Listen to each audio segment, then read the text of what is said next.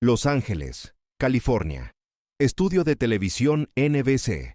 Plató principal. 14 de septiembre de 1972. Son las 8 de la noche con 40 minutos. Las luces del estudio están encendidas al máximo, bañando el escenario con una claridad artificial que hace que todo parezca más grande, más intenso, más real.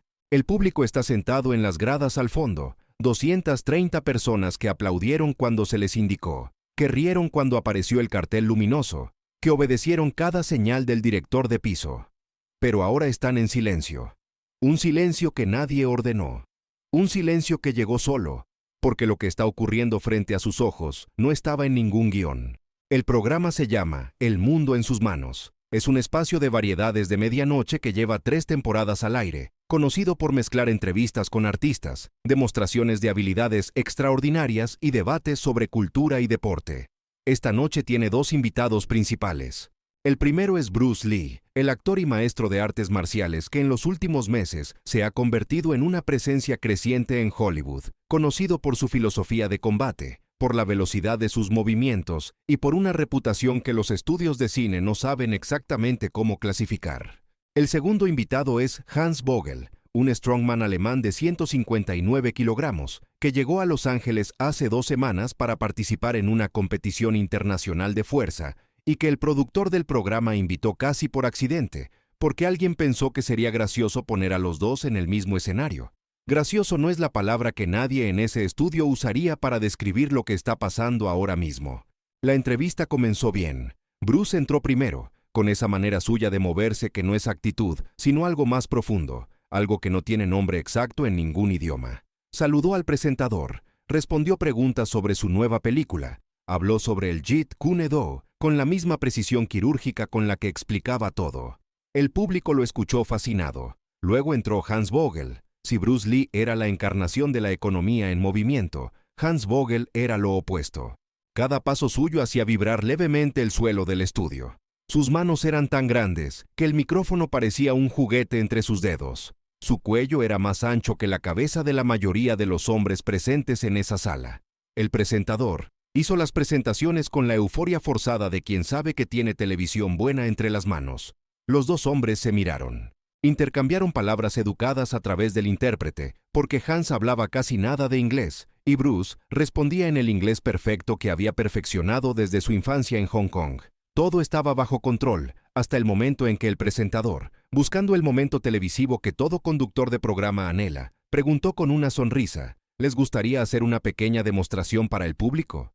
Lo que siguió fue un error de cálculo. Un error honesto, cometido por alguien que genuinamente no comprendía lo que estaba proponiendo.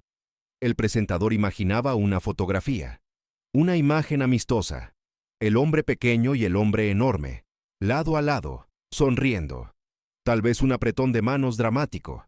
Tal vez Hans levantaría a Bruce del suelo como si fuera una maleta. El público reiría, todos aplaudirían, y el segmento terminaría con una nota alegre antes de la pausa comercial. Hans Vogel tenía otra idea. Se levantó de su silla con la lentitud deliberada de alguien que no necesita apresurarse jamás. Caminó hacia el centro del escenario. Miró a Bruce, que también se había puesto de pie, y dijo algo en alemán que el intérprete tardó un segundo en traducir. El intérprete vaciló. El presentador esperó. El intérprete finalmente dijo: «Él dice que quiere probar algo. Dice que ha visto actores de Kung Fu en el cine y quiere ver si los trucos funcionan en la vida real». El estudio quedó en suspenso. No el tipo de suspenso que crea el director con su música y sus cortes dramáticos. El tipo de suspenso que crea la realidad cuando está a punto de demostrar algo sin pedir permiso. Bruce Lee miró a Hans Vogel con la misma expresión que tenía 2 minutos antes, la misma que tendría 2 minutos después. Completamente tranquilo. No el tipo de tranquilidad que viene del entrenamiento mental forzado, sino la que viene de comprender exactamente lo que tienes delante y saber exactamente lo que eres capaz de hacer al respecto. Sus ojos leyeron a Hans de la misma manera que un músico lee una partitura, rápidamente, completamente, sin perderse nada. Antes de que nadie pudiera intervenir, antes de que el presentador pudiera hacer el chiste que tenía preparado para aliviar la tensión, Hans Vogel extendió su mano derecha y agarró el brazo izquierdo de Bruce Lee por encima del codo. El agarre fue total.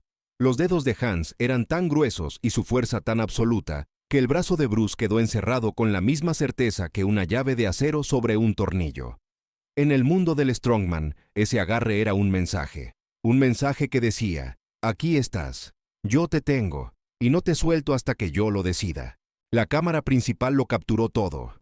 El operador de cámara, un profesional de 20 años de experiencia, instintivamente hizo un primer plano del agarre. Los dedos de Hans blanqueando por la presión. El contraste visual entre los 159 kilogramos del strongman y el cuerpo de 63 kilogramos de Bruce Lee. Era la imagen más desigual imaginable. Era la imagen que el productor del programa llevaría consigo en su memoria el resto de su vida. Lo que ocurrió en los siguientes 4 segundos fue documentado por todos los presentes de maneras ligeramente distintas, porque la percepción humana colapsa cuando enfrenta algo que el cerebro no tiene categoría para archivar correctamente. Los testigos coincidieron en los hechos, pero divergieron en la descripción de la velocidad, de los detalles, del orden exacto. Eso es lo que ocurre cuando algo sucede más rápido de lo que la mente consciente puede seguir. Bruce no jaló. Eso es lo primero que todos confirman. No intentó liberar el brazo con fuerza directa, que habría sido inútil de todas formas porque la fuerza de Hans en ese agarre era absolutamente superior. Un hombre de 63 kilogramos tirando contra el agarre de uno de 159 kilogramos de pura masa muscular es una ecuación con un solo resultado posible. Bruce hizo algo diferente. Rotó la muñeca exactamente 17 grados hacia adentro, un movimiento casi imperceptible que modificó el ángulo de los huesos del antebrazo contra los tendones de la mano de Hans. Simultáneamente, con el pulgar derecho, presionó un punto específico en la parte interna de la muñeca del strongman, el punto donde la arteria radial está más cerca de la superficie, donde un nudo de terminaciones nerviosas responde a la presión con una señal que el cerebro interpreta como alarma inmediata. Y al mismo tiempo que hacía eso, bajó ligeramente el codo, desviando el eje de fuerza del agarre hacia un ángulo donde la mano de Hans perdía su apalancamiento mecánico, sin que Hans pudiera entender por qué estaba ocurriendo. No fue un movimiento. Fueron 3 movimientos que ocurrieron como si fueran uno solo, ejecutados en el espacio de tiempo que tarda una persona en parpadear. La mano de Hans se abrió, no voluntariamente. Eso es lo que Hans Vogel mismo confirmaría años después en una entrevista. Su mano no se abrió porque él decidiera soltarlo. Su mano se abrió porque su sistema nervioso recibió una señal que canceló temporalmente la instrucción de cerrar. Como si alguien hubiera apagado un interruptor específico en el panel de control de su cuerpo, dejando todos los demás interruptores funcionando pero ese en particular, por un instante preciso, desconectado. Hans se quedó mirando su propia mano abierta con la expresión de alguien que está firmando un documento, y a mitad del gesto se da cuenta de que el bolígrafo escribió en un idioma que no reconoce. Su mano abierta, frente a él, libre, sin haber tomado la decisión de abrirla. Bruce Lee dio un paso atrás. No retrocedió huyendo, retrocedió posicionándose, que es una diferencia fundamental, aunque desde afuera pueda parecer igual. Se colocó a 2 metros de Hans, con los pies a la anchura de los hombros, los brazos caídos naturalmente a los costados, la cabeza ligeramente inclinada, observando. El estudio tardó exactamente 3 segundos en procesar lo que acababa de ver. 3 segundos de silencio real, auténtico, del tipo que no se puede fabricar ni ordenar ni repetir. 230 personas conteniendo la respiración simultáneamente, sin haberlo acordado. Entonces el director de la sala de control, que estaba viendo los monitores con los auriculares puestos, dijo las palabras que entrarían en la historia menor de la televisión americana. Corten. Corten ahora. Vayan a comerciales. La señal de transmisión en vivo fue interrumpida.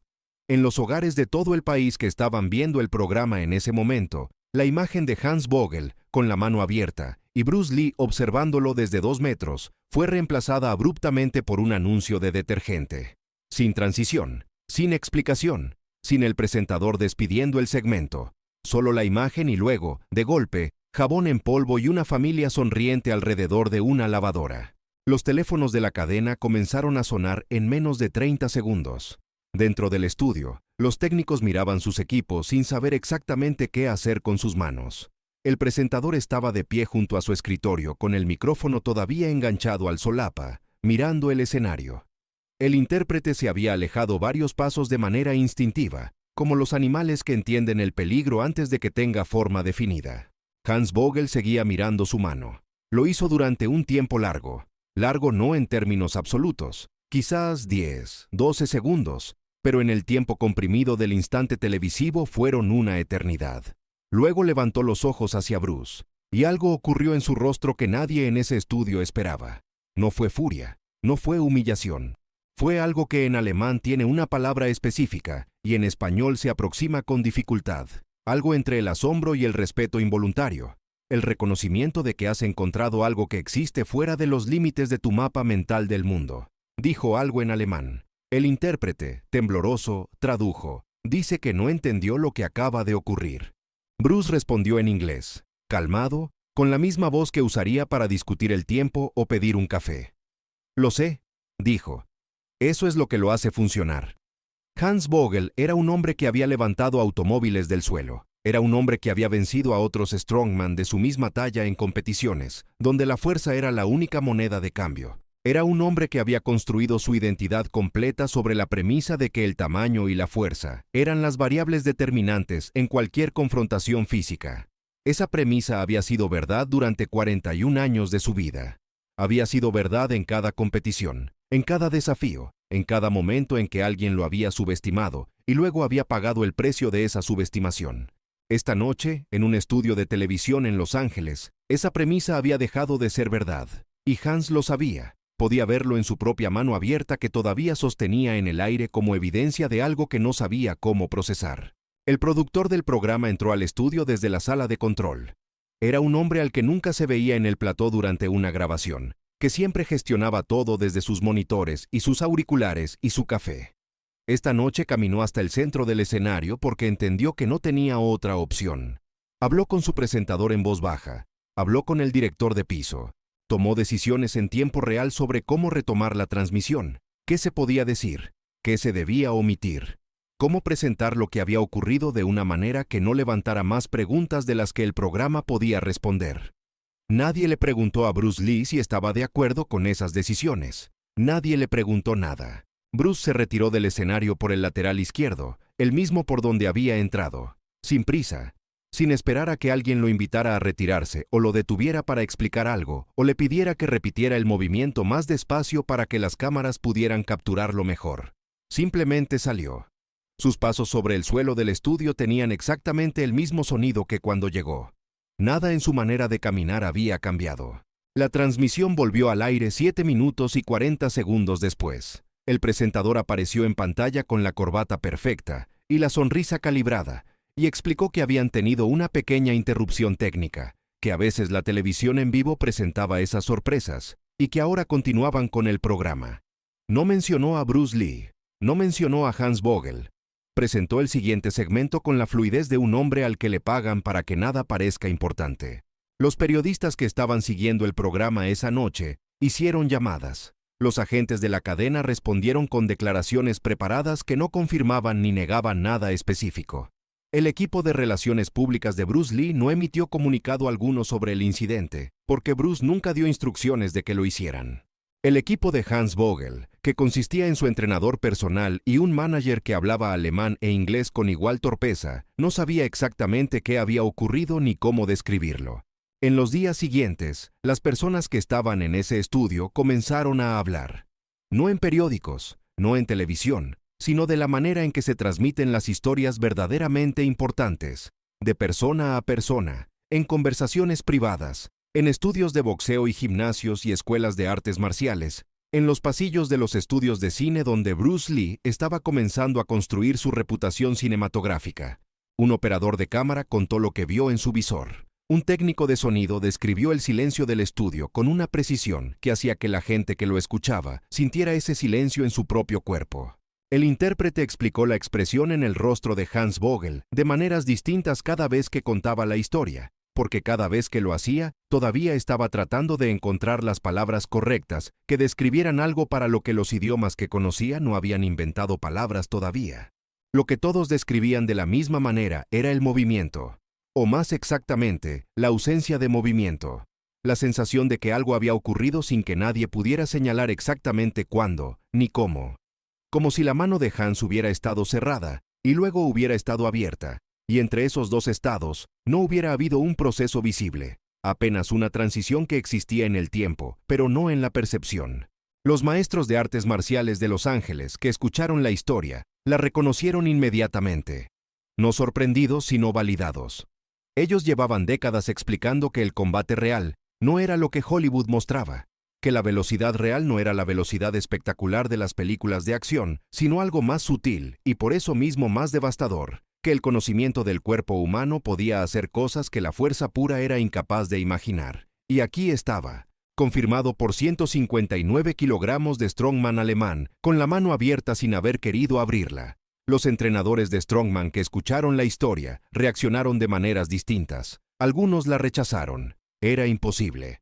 Hans era demasiado fuerte. Había alguna explicación que no estaban contando, algún detalle que habían omitido. Otros la aceptaron con la incomodidad de quien no puede negar la evidencia, pero tampoco puede integrarla cómodamente en lo que ya sabe. Unos pocos fueron más honestos y admitieron que llevaban tiempo sospechando que la fuerza tenía límites que la técnica no tenía.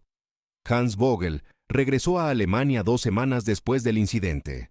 En su país, la historia llegó antes que él, filtrada a través de los contactos en el mundo del atletismo de fuerza que tenían conexiones en los Estados Unidos. Sus colegas le preguntaron. Sus seguidores en el circuito de competiciones le preguntaron. El hombre que había levantado un automóvil del suelo en Hamburgo ante 3.000 espectadores tenía ahora que explicar cómo un hombre de 63 kilogramos había logrado que su mano se abriera sin que él lo decidiera. Hans nunca negó que ocurrió. Eso es lo que lo distingue de muchos que habrían elegido el camino cómodo de la negación o la reinterpretación conveniente.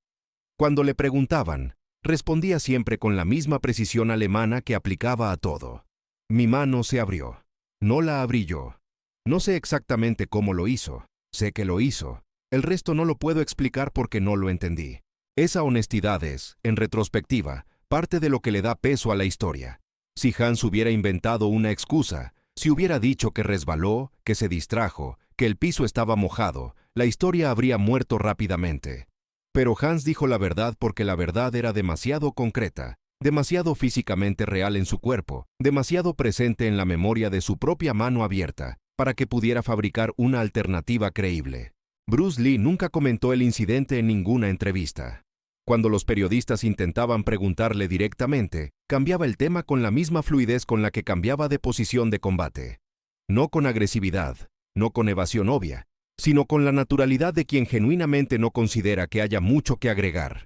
Para Bruce, lo que había ocurrido en ese estudio era una consecuencia lógica y casi matemática de los principios que llevaba décadas estudiando y perfeccionando. No era un milagro, no era magia, era física aplicada con precisión sobre anatomía humana. En sus notas privadas, en los cuadernos que sus estudiantes más cercanos leerían años después, Bruce escribió sobre el incidente de una manera que quien no lo conociera podría interpretar como frialdad, pero que en realidad era claridad. Escribió: la fuerza busca la fuerza, por eso pierde. La técnica busca el punto donde la fuerza no existe, por eso gana. Un agarre de ese peso tiene un centro, y ese centro tiene una grieta, y esa grieta solo es invisible para quien nunca aprendió a verla. La cadena de televisión no retransmitió el segmento. Las 7 copias del material grabado esa noche navegaron durante años por los márgenes de la industria, pasando de mano en mano entre coleccionistas, hasta que la mayoría desapareció, y las pocas que sobrevivieron existían en condiciones técnicas demasiado degradadas para confirmar los detalles que los testigos describían. Lo que sobrevivió, con perfecta nitidez, fue la memoria de los 230 espectadores que estaban en ese estudio, personas que en los años siguientes contarían la historia a sus hijos, a sus colegas, a cualquiera que estuviera dispuesto a escuchar. Personas que describían el silencio de esos 3 segundos con una intensidad que hacía que el que escuchaba sintiera algo en su propio estómago, ese tipo particular de silencio que solo ocurre cuando la realidad acaba de demostrar algo que la mayoría de la gente no sabía que existía. La historia de esa noche existe hoy en el espacio entre el mito y el hecho verificable, sin video confirmatible, sin declaración oficial, sin documentación formal. Solo testimonios, memorias, las palabras de Hans Vogel mirando su propia mano, y la ausencia deliberada de cualquier declaración de Bruce Lee que pudiera simplificarla o banalizarla. Quizás esa ausencia es la parte más verdadera de todo, Porque Bruce Lee entendía algo que quienes cuestionan la historia no suelen entender, que las demostraciones más poderosas son las que no necesitan ser explicadas. Que lo que Hans Vogel sintió en esa mano, en esos 4 segundos en un estudio de Los Ángeles, era más convincente que cualquier argumento, cualquier evidencia, cualquier cámara que hubiera podido capturarlo. Que la verdad de ese momento vivía en el cuerpo de un hombre de 159 kilogramos, que volvió a Alemania con una pregunta nueva dibujada en la palma de su mano abierta, y que nunca, en el resto de su vida, encontró una respuesta completamente satisfactoria.